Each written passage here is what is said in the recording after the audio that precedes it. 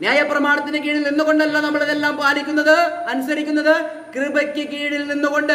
അവിടെ പരിച്ഛേദനം വേണമായിരുന്നു, ഇവിടെ കൈകൊണ്ടല്ലാത്ത ഒരു പരിച്ഛേദനം. അവിടെ ജലസ്നാനം ആവശ്യമായിരുന്നു, ഇവിടെയോ സാക്ഷാൽ ദൈവം തമ്പുരാൻ തന്നെ നടത്തുന്ന സ്നാനം. പ്രിയമുള്ളവരെ, ഇന്നും ലോകം മുഴുവനും സ്വന്തം നീതി സ്ഥാപിക്കുവാൻ നോക്കിക്കൊണ്ട് രക്ഷയ്ക്ക് വേണ്ടി നിങ്ങൾ ജലസ്നാനം സ്വീകരിച്ചാലേ നിങ്ങൾക്ക് രക്ഷയുള്ളൂ എന്ന് പറയുന്നവരുണ്ട്.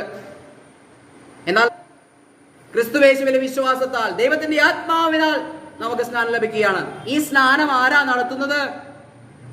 ഇത് നമ്മുടെ കർത്താവായ യേശു ക്രിസ്തുവാണ് പരിശുദ്ധാത്മാവിനാൽ നമ്മെ സ്നാനം കഴിപ്പിക്കുന്നത്.